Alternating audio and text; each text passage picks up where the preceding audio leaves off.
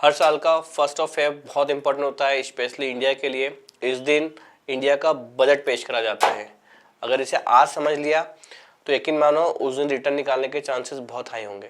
इसी दिन इंडिया का बजट डे होता है, जब भारत के फाइनेंस मिनिस्टर पूरे देश के लिए पूरे साल का बजट पेश करते हैं। तो सही मायनों में देखा जाए तो इसी एक दिन, इसी एक स्पीच, इसी एक डॉक्यूमेंट्स के अंदर पूरे इंडियन मार्केट की रूपरेखा तैयार की जाती है। स्टॉक मार्केट, बॉन्ड मार्केट आम आदमी खर्च करेगा या बचा के रखेगा, यही एक दिन डिसाइड करता है। आज जो इन्वेस्टर बजट समझ लेता है वो 1 फरवरी को मार्केट के रिएक्शन सरप्राइज नहीं होता है, प्रिपेयर्ड होता है।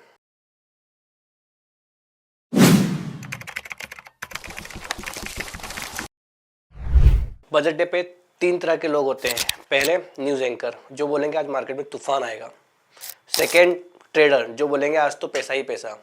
थर्ड इन्वेस्टर्स, जो बोलेंगे पहले चाय लाओ, बजट को समझते हैं, फिर हम इन्वेस्टमेंट करते हैं। और सही मायने में इन्वेस्टर ही वो होता है जो असल पैसा निकालता है बजट के हर एक डिसीजन से, हर एक स्पीच से। तो आइए स्टार्ट करते हैं। बजट होता क्या है। सबसे पहले बजट कोई कॉम्प्लिकेटेड चीज़ नहीं है, एक सिंपल चीज़ है। गवर्नमेंट का पैसा कहाँ से आएगा और कहाँ कहाँ खर्च करेंगी। आम घर का एग्जांपल लेते हैं।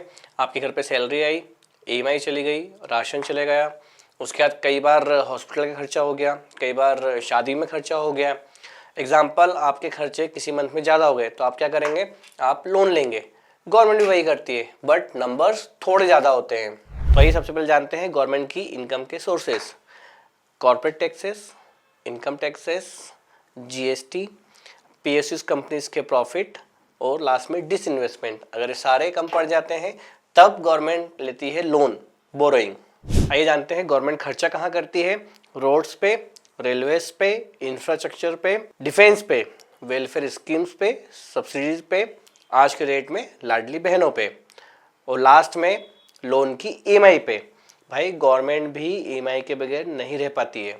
अब आते हैं उस शब्द पे जो बजट डे पे मार्केट के BP को हाई कर देता है। It's fiscal deficit. बहुत इंपॉर्टेंट टर्मिनोलॉजी है। सिंपल लैंग्वेज में बोलूं तो जब गवर्नमेंट का खर्चा उसकी आमदनी से ज्यादा हो जाता है तो जो गैप बनता है it is called fiscal deficit. Easy example समझाता हूं। गवर्नमेंट की इनकम 100 रुपए पर खर्चा 120 रुपए, तो जो 20 रुपए का डिफरेंस है it is called fiscal deficit. अब सवाल है 20 रुपए कहां से आएंगे, तो ये 20 रुपए आएंगे लोन से। फिस्कल डेफिसिट बुरा क्यों माना जाता है। भाई आमदनी से ज्यादा खर्चे होंगे, चाहे वो आपके घर के खर्चे हों या हमारे पूरे देश के खर्चे हों, हमेशा बुरा माना जाएगा। क्योंकि फिस्कल डेफिसिट ज्यादा तो ज्यादा लोन, ज्यादा लोन तो ज्यादा इंटरेस्ट, ज्यादा इंटरेस्ट तो कम डेवलपमेंट, और बिल कौन भरेगा एंड में, आप और हम। पर एक बात याद रखिएगा सर, फिस्कल डेफिसिट हमेशा बुरा नहीं होता है। इंडिया जैसी डेवलपिंग कंट्री के लिए, डेवलपिंग इकोनॉमी के लिए थोड़ा डेफिसिट जरूरी भी होता है। Zero fiscal deficit that means growth को ब्रेक लगा देना। अब ध्यान से सुनिएगा सर, अगर आज आपने बजट समझ लिया तो 1 फरवरी को अच्छा रिटर्न निकाल सकते हो। क्योंकि मार्केट बजट डे पे अनाउंसमेंट नहीं देखती, ये जज करती है कि कौन सा डिसीजन मार्केट को कैसा रिएक्ट करवाएगा। मार्केट एक सिंपल चेन फॉलो करता है। पैसा किस सेक्टर में जाएगा, उस सेक्टर की डिमांड बढ़ेगी, डिमांड बढ़ेगी, कंपनी का प्रॉफिट बढ़ेगा, प्रॉफिट बढ़ेगा, कंपनी के शेयर्स बढ़ेंगे। इसमें कोई मैजिक नहीं है भाई। एग्जाम्पल 1, मान लो बजट में बोला गया GST में पर्टिकुलर सेक्टर को रिबेट मिलेगी। रिबेट मिलने का मतलब GST में सिंपल सा है, प्रोडक्ट की कॉस्ट कम होगी, कॉस्ट कम होगी, प्रोडक्ट सस्ता होगा, सस्ता होगा, डिमांड बढ़ेगी, सेल्स बढ़ेगी, सेल्स बढ़ने से कंपनी और सेक्टर ग्रो करेगा। जैसे लास्ट बजट में कंज्यूमर ड्यूरेबल प्रोडक्ट के GST को कम करा गया था, लाइक AC, टेलीविजन। उसी कारण से मोदी जी ने अनाउंस भी करा था कि सब सस्ता कर दिया उन्होंने। एक्चुअली सस्ता नहीं करा था उन्होंने, सिर्फ और सिर्फ GST में रिबेट दे दी थी, GST कम कर दिया था। मार्केट बोले अच्छा ये सेक्टर ग्रो करेगा, sector positive, market positive. Example 2, आम आदमी की पॉकेट में पैसा। मान लो इनकम टैक्स रिलीफ मिल गया, डायरेक्ट बेनिफिट ट्रांसफर। इसका मतलब आम आदमी के पास पैसा आ गया, स्पेंडिंग बढ़ी। FMCG, ऑटो, रिटेल को फायदा। मार्केट बोलेगा कंज्यूमर स्ट्रांग हो रहा है, मार्केट ऊपर। पर भाई बजट वाले दिन ट्रेडर बोलेगा स्पीच सुन के ट्रेड लेंगे, पर मार्केट बोलेगा पहले समझ फिर ट्रेड लेना।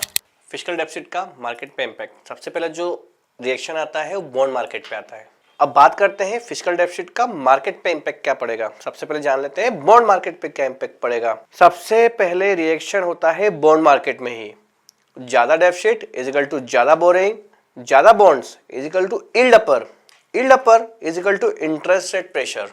अब बात करते हैं स्टॉक मार्केट पे फिस्कल डेफिसिट का क्या इंपैक्ट होने वाला है। शॉर्ट टर्म में बात करें तो वॉलेटिलिटी हो सकती है, गैप अप या गैप डाउन भी हो सकता है। अगर बात करें लॉन्ग टर्म की तो infra push is equal to positive, manufacturing support is equal to positive, freebies heavy is equal to negative.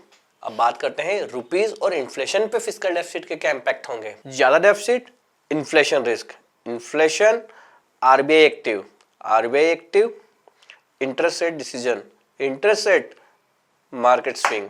अगर यहाँ एक गोल्डन लाइन बोलूँ ना तो फिस्कल डेफिसिट का रिमोट जो है वो आरबीआई के हाथ में होता है। अब बात करते हैं हमारे इंपॉर्टेंट पॉइंट्स को। इन्वेस्टर्स को बजट वाले दिन क्या करना चाहिए और क्या नहीं करना चाहिए। पहले बात कर लेते हैं क्या ना करें। लाइव स्पीच के बीच ट्रेड ना लें, टीवी एंकर पे भरोसा ना करें, वो सेबी रजिस्टर्ड इन्वेस्टमेंट एडवाइजर नहीं होते हैं। व्हाट्सएप टिप्स को फॉलो ना करें। अब बात करते हैं क्या करें। पॉलिसी समझें, सेक्टर इम्पैक्ट देखें, 1 से 2 दिन वेट करें। बजट एक दिन का इवेंट है पर इन्वेस्टमेंट लाइफ टाइम डिसीजन। अब कंक्लूजन पे आते हैं, बजट से डरता वो है जो सिर्फ प्राइस देखता है। समझदार इन्वेस्टर पॉलिसी, पैसा और डायरेक्शन देखता है। अगर आप बजट समझ गए ना तो मार्केट का आधा गेम समझ गए। अगर वीडियो पसंद आई है तो लाइक करें, शेयर करें और कमेंट में लिखें बजट। मैं खुद आपको बजट समझाऊंगा individually. Thank you so much.